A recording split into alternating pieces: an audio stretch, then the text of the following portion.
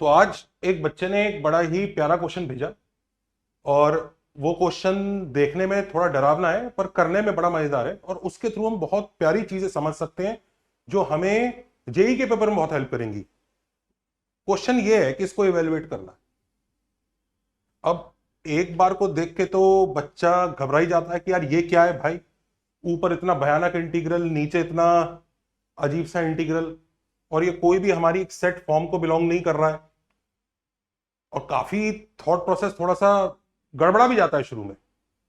पर पहली बात आपने घबराना नहीं है भाई। खुद सोचिए कि अगर जेई रेलेवेंट क्वेश्चन है तो एक्चुअली वो जितना भयानक होगा ना इंटीग्रेशन का, वो उतना ही आसान होगा।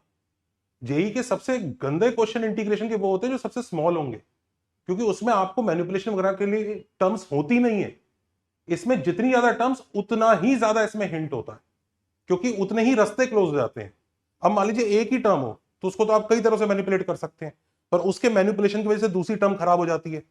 तो स्ले दे के बहुत कम रास्ते बचते हैं जिसके थ्रू ऐसे क्वेश्चन होते हैं, और यही उनके अंदर सबसे बड़ा हिंट होता है। तो आइए हम एक एक करके इसको पकड़ते हैं कि कैसे इसको उधेड़ेंगे और इसको सॉल्व करेंगे। और देखिए हम बिल्कुल इसका सोचने का तरीका बिल्कुल एज अ स्टूडेंट ही फॉलो करेंगे कि एज अ स्टूडेंट हमें किस तरह से एग्जाम में अगर ये आ गया तो हमें कैसे प्रोसीड करना चाहिए। तो भैया ये है, ये क्वेश्चन है हमारे सामने। सबसे पहली चीज, डायरेक्ट इवेल्युएशन का चांस थोड़ा कम है कि मतलब मैं न्यूमरेटर को अलग निकाल लूं और डिनोमिनेटर को अलग निकाल लूं, हालत थोड़ी सी खराब हो जाएगी। मतलब आप देखो तो सही, इंटीग्रल है क्या, 1 to 16 हो रहा है, टी स्क्वायर माइनस 16 का भी मॉड है, उसके बाद नीचे स्क्वायर रूट है, उसमें टी माइनस 4 का square, T minus 1, T minus 2, T minus 8, T minus 16, इस पे भी मॉड है, और नीचे खुद एक इंटीग्रल जो क्यूबिक पे मॉड लगा के दे रहा है। तो ये डायरेक्ट इवेल्युएशन शायद इसका इतना आसान होगा नहीं। तो जब डायरेक्ट इवेल्युएट होने के चांस कम है तो हमारा अगला थॉट प्रोसेस क्या होना चाहिए? भाई रेशियो दिया हुआ है तो मोस्ट प्रोबेबली ऊपर वाले से नीचे वाला शायद कैंसिल वैंसिल होता होगा, दोनों लगता है सेम फॉर्म में आते होंगे, क्योंकि डायरेक्ट इवेल्युएशन मुश्किल है। तो जरूर कुछ ना कुछ ऐसा होगा कि ऊपर वाला नीचे वाले की फॉर्म में कुछ ऐसा होगा और रेशियो कुछ अच्छा आ जाता होगा। अब बड़े को छोटा बनाना बच्चों इजी होता है, छोटे को बड़ा बनाना यूजुअली टफ होता है। तो इसमें बड़ा वाला कौन सा है? न्यूमरेटर है, उसमें ज्यादा टर्म्स है, उसकी टर्म्स को कुछ कोलैप्स करना पड़ेगा, कंबाइन करना पड़ेगा, तभी वो नीचे वाले की फॉर्म में आएगा। ऊपर वाले के पास ज्यादा टर्म्स है, तो हमें अटैक किस पे करना चाहिए? डिनोमिनेटर से पहले किस पे अटैक करना चाहिए? न्यूमरेटर पे। तो भाई न्यूमरेटर के पास ज्यादा टर्म्स है तो उसी पर सीधा हम अटैक चालू करते हैं। तो ये है हमारा न्यूमरेटर जिसको हमें डील करना। बड़ा सा एक्सप्रेशन है, एक बार ध्यान दे लीजिए, नजर मार लीजिए। ये देखिए, ये एक्सप्रेशन। अब यूजुअली क्या होता है जब ऐसे बड़े सारे मल्टीप्लीकेशन होते हैं ना, t-1, t-3, t-5, t-7, और जो ये जो टर्म्स होती है ना, इसके जो कांस्टेंट वाले पार्ट होते हैं ये एपी में होते हैं, तब पता है हम क्या करते हैं? तब हम इनके एवरेज को पी अज्यूम कर लेते हैं। मतलब इन चारों टर्म्स को अगर मैं ऐड कर दूं और उसके बाद एवरेज लूं, तो इन चारों का एवरेज देखो कितना आएगा, 4t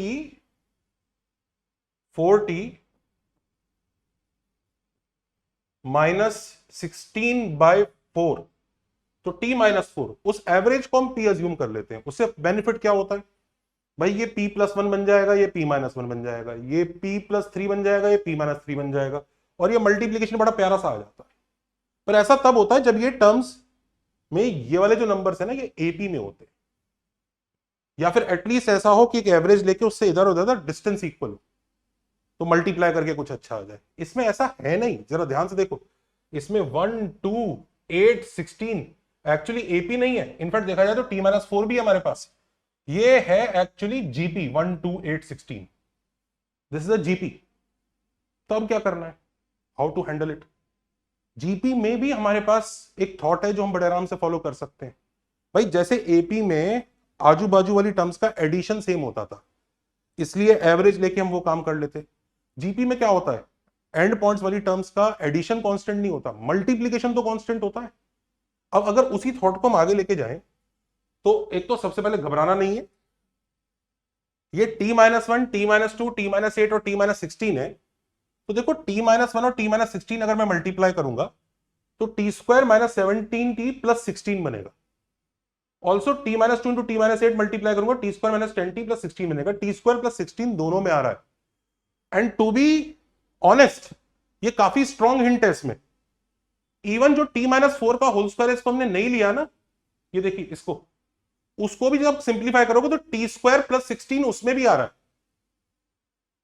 तो ये इतनी सारी टर्म्स t² + 16 की हेल्प से कोलैप्स हो सकती हैं। तो हमें क्या करना चाहिए? What should be our next step? क्या हमें सीधा t² + 16 को p अज्यूम कर लेना चाहिए? तो सोच के देखिए, क्या ऐसा करना चाहिए?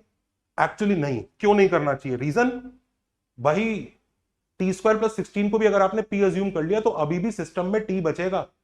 तो इंटीग्रल में दो वेरिएबल हो गए, p और t। ये आपने आफत और क्रिएट कर ली। तो कुछ ऐसा करो, t² + 16 को p मत लो, कुछ ऐसा करो कि जो एक्स्ट्रा टर्म है ना, देखो इसमें हो क्या रहा था, अगर आप t² + 16 को p अज्यूम करते हो तो ये 17t 10t ये एक्स्ट्रा बच रहे थे।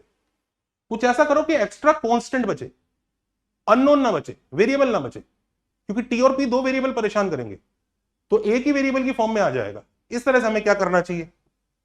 अब ये सोचिए कि t² - 8t, इसकी वजह से t² - 16t 17 t² - 8t + 16 t² - 17t + 16 t² - 10t + 16 है, ये तीनों टर्म्स है। कुछ ऐसा करो कि जो एक्स्ट्रा बचे वो कांस्टेंट हो। मतलब इसमें ये जो t है, ये जो एक्स्ट्रा यही बचने वाला है ना, इसमें जो t है वो ना बचे। क्या करना चाहिए? खुद सोचिए भाई। ऑफ कोर्स सीधी सी बात है, इसको t से डिवाइड कर दो। पहली टर्म को t से डिवाइड कर दोगे, इसको अगर मैं t से डिवाइड कर दूंगा तो ये ऐसे ही बचेगा ना। तो जो एक्स्ट्रा बच रहा है वो कांस्टेंट है, वो दुखी नहीं कर रहा है, और सब में t + 16/t आएगा, सब में आएगा, बस कांस्टेंट अलग अलग आएगा, एक में 8, एक में 17, एक में 10। तो अगर हम ये चीज समझते हैं तो ऊपर नीचे हम t³ से डिवाइड करते हैं। अगर हमने नीचे लेट से t³ से डिवाइड किया तो देखो ये वाली टर्म तीनों में आ रही है, और इसको हम p अज्यूम कर सकते हैं, फिर ये p - 8 p - 17 p - 10 हो जाएगा। तो एक चीज और सोचिएगा, अगर हम t + 16/t को p अज्यूम करने वाले तो उसका डेरिवेटिव भी बनना चाहिए। t + 16/t अगर p है तो dt कैसे आएगा?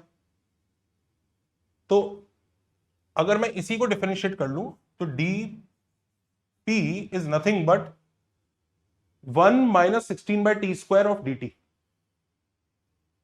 एक्चुअली ये जो एक्सप्रेशन है ये है हमारे पास। Look at this, we already have this, we already have this, ये रहा, बस न्यूमरेटर में है और मॉड के साथ है। और घबराइए नहीं, जो नीचे t² आ रहा है ना, वो तो नीचे भी डिवाइड होगा ऊपर भी डिवाइड होगा, तो बैलेंस आउट होगा। बस मॉड में है पर है हमारे पास, तो हमारा रास्ता काफी कुछ सही लग रहा है अभी तक। तो अब क्या कर रहे हैं, ऊपर t² से डिवाइड करेंगे, और जो नीचे होगा ना वो नीचे भी t² से डिवाइड होगा, और क्योंकि नीचे स्क्वायर रूट है तो स्क्वायर रूट के अंदर वो t⁴ 1 के डिवाइड होगा। तो हमने ऊपर t² से डिवाइड किया और नीचे स्क्वायर रूट में जाके वो t⁴ से डिवाइड हो गया। t⁴ से डिवाइड होने का बेनिफिट क्या हुआ? एक तो ये पहला वाला ये कैंसिल हो जाएगा, ये वाला एक t जो एक्स्ट्रा बचा हुआ है, बाकी सब में t³ से डिवाइड होगा। तो ये आप समझ रहे हैं ना, इनका इसका पेयर बना था, इसका पेयर बना था, ये खुद के साथ ही पेयर था।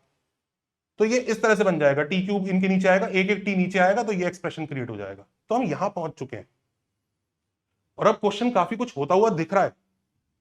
हमें t + 16/t को p अज्यूम कर लेना चाहिए, और ऊपर उसका डेरिवेटिव जैसा बन रहा है बस मॉड में, उस मॉड का भी इलाज करना पड़ेगा। तो आइए अब मॉड को संभालते हैं, और ये इतना बड़ा एक्सप्रेशन बार बार ना लिखना पड़े, इसलिए इस डिनोमिनेटर के अंदर जो मॉड के अंदर लिखा है ना, इसको ऐसे लिख देंगे √d थोड़ी देर के लिए, ताकि एक बार पूरे न्यूमरेटर पे ध्यान देते हैं जो ये है। अब 1 - 16/t² भाई कभी पॉजिटिव होगा कभी नेगेटिव होगा, 1 से 16 तक की लिमिट्स में। भाई एक्चुअली देखा जाए तो 1 से लेकर 4 तक 1 - 16/t² इज नेगेटिव, और 4 से 16 तक 1 - 16/t² इज पॉजिटिव। तो मॉड दो तरह से ओपन होगा, तो घबराते नहीं है, लिमिट्स तोड़ देते। लिमिट्स तोड़ते ही 1 से 4 और 4 से 16 करेंगे। 1 से 4 जब वो मॉड ओपन होगा तो वो 16/t² - 1 होगा, और दूसरा वाला 1 - 16/t²। और ये d से घबराने की जरूरत नहीं है, स्क्वायर रूट के अंदर जो है ये जो पूरा एक्सप्रेशन है ये d है हमारा। अब हम इसको p अज्यूम करेंगे। तो जैसे ही हमने इसको p अज्यूम किया, हमारे पास दो इंटीग्रल है, एक 1 to 4 है और एक 4 to 16 है। नीचे रूट ऑफ डी है, ऊपर माइनस dp बन रहा है, नीचे रूट ऑफ डी है, ऊपर dp बन रहा है। ये दो इंटीग्रल बन गए, बड़ा सिंपल सा काम हो रहा है। अच्छा, इसमें माइनस आ रहा है पर लिमिट्स, अब ध्यान से देखो, t + 16/t को हमने p अज्यूम किया है, और t की लिमिट इसमें 1 से 4 तक जा रही है। 1 से 4 हम लोग पहुंच रहे हैं। जब t 1 है तो p है 17, जब t 4 है तो p है 4 + 16/4 8। तो ये 17 to 8 लिमिट जाएगी। वहीं पर इधर देखो, जब t 4 है तो ये बनेगा 8, और t अगर 16 है तो ये बनेगा 17। तो बड़े मजे से इसमें लिमिट 17 to 8 और 8 to 17, और इसमें माइनस है। तो देखा जाए तो इस माइनस को यूज करके लिमिट उल्टी करते हैं और वापस इसी इंटीग्रल को जस्ट डबल करके लिख देते हैं। तो हम काफी अच्छे फॉर्म में आ गए न्यूमरेटर वाइज। तो न्यूमरेटर काफी सिंपल हो गया। ट्वाइस ऑफ 8 to 17 इंटीग्रल है, डीपी अपॉन रूट के अंदर, मॉड के अंदर p - 8, p - 10 और p - 17 है। अब हम इसको और ज्यादा नहीं छेड़ेंगे। क्यों नहीं छेड़ेंगे? क्योंकि ये बहुत अच्छा है। ये अच्छा क्यों है, हमें इसको ज्यादा अटैक क्यों नहीं करना है, मैं बताता हूं।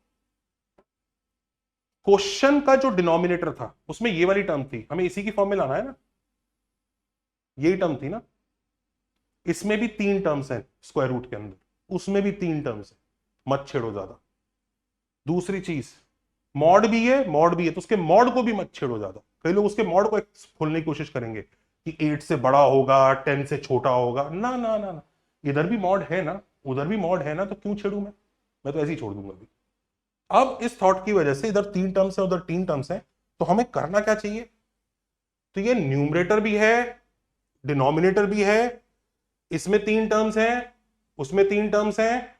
हमें इन दोनों को आपस में इंटर कन्वर्ट करना पड़ेगा कि ये इसकी फॉर्म में कैसे आएगा, ये इसकी फॉर्म में कैसे जाएगा, ये इसकी फॉर्म में कैसे जाएगा, और तभी तो वही कैंसिल होगा।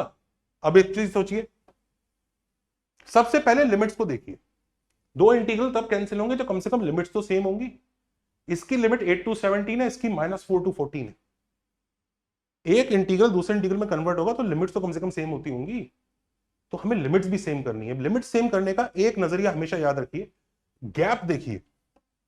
इसमें गैप कितना है? 8 to 17 मतलब 9 का गैप है। इसमें -4 to 14 मतलब 18 का गैप है, यानी इसका गैप से डबल है। तो कुछ मत करो, एक नया वेरिएबल मान लो k is 2p, जिसकी वजह से लिमिट्स के बीच में 18 का गैप हो जाएगा। तो k जैसे ही हमने 2p माना, हम लोग 16 to 34 डी के रूट के अंदर ये बन जाए। कुछ नहीं, k को 2p डाल दिया, dk/2 इज dp, p की जगह k/2 सब्स्टिट्यूट कर रहे हैं, यहां पहुंच गए। अब अगर हम इसको फर्दर सिंप्लीफाई करें तो we will get, I think 2√2 बाहर आ जाएगा, वो 2 से 2 एक कट जाएगा। नीचे डिनोमिनेटर के डिनोमिनेटर में 2√2 आ रहा है, एक्चुअली 2³ आ रहा है, पर स्क्वायर रूट की वजह से वो 2√2 हो जाएगा। तो ये 2√2 ऊपर चला गया, 16 to 34 है, ये 2√2 अभी भी बाहर है। पर ध्यान रखो, इसके अंदर हमें k - 16, k - 20 और k - 34 बनाए, और हमें इस तक पहुंचना है। अब इसको कैसे सोचें? अब देखो, k जब 16 है तो कुछ ऐसा लाओ कि -4 बन जाए। तो k - 20 को u मान लेते हैं। जैसे हम k - 20 को u मानेंगे तो ये लिमिट्स -4 से 14 हो जाएंगी। dk विल बी du, और k - 20 u है तो ये u + 4, ये u - 14, और यही बन गया जो आपका वापस डिनोमिनेटर है, यानी 2√2 टाइम्स डिनोमिनेटर। जब हम डिवाइड करेंगे न्यूमरेटर और डिनोमिनेटर को तो आंसर 2√2 आएगा।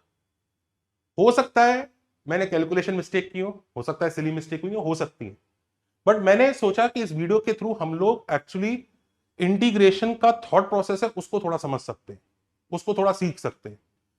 क्या सीखा हमने इस वीडियो में कि एक तो भाई लॉजिकली सोचो, घबराओ नहीं। लॉजिकली सोचोगे क्यों कर रहे हैं हम कोई स्टेप, किस लिए कर रहे हैं, ऐसा क्यों नहीं करना चाहिए, वैसा क्यों करना चाहिए, डायरेक्ट सॉल्व क्यों नहीं कर दिया, आगे क्यों नहीं छेड़ना है इसको इसमें कन्वर्ट करने के लिए लिमिट्स की फॉर्म में कैसे सोचना है। ये सब थॉट प्रोसेस है जो हमारे दिमाग में क्लियर होती है जब हम तैयारी करते हैं।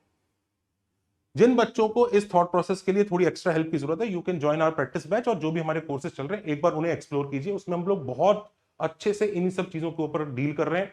स्पेशली वो बच्चे जिनको ये दिक्कत आती है कि मैथ्स में हम पढ़ते तो हैं पर नंबर नहीं आ रहे, वो इन चीजों को एक्सप्लोर कर सकते हैं। ऑफकोर्स आप एकेडजा दोस्त को भी एक्सप्लोर कर सकते हैं, उसके अंदर आपके बैकलॉग, स्पीड, एक्यूरेसी को लेकर बहुत सारी चीजें हैं, बहुत सारे फीचर्स हैं जो आपको हेल्प करेगा। आप एकेडजा दोस्त परचेस करेंगे तो हमारे कोर्सेज फ्री मिलेंगे, हमारे कोर्सेज परचेस करेंगे तो आपको एकेडजा दोस्त फ्री मिलेगा, उसके साथ टेस्ट सीरीज वगैरह सब कुछ है। It has one complete bundle. तो आई होप आपको ये वाला सेशन हमारा पसंद आया होगा। अब इस क्वेश्चन को आप होमवर्क में करके कमेंट्स कीजिएगा कि ये पहला इंटीग्रल दिया है I1, ये दूसरा इंटीग्रल दिया है I2, अच्छे अच्छे खूबसूरत से इंटीग्रल है, x ग्रेटर देन 0 है, एक नया फंक्शन डिफाइन किया है I1x by I2x, और हमें integral of 0 to 2x fx dx करना है। ये हमारा क्वेश्चन है। ये होमवर्क का आंसर आप कमेंट में लिख के बताइएगा। आपको हमारा वीडियो अच्छा लगा, like share subscribe, take care, bye bye.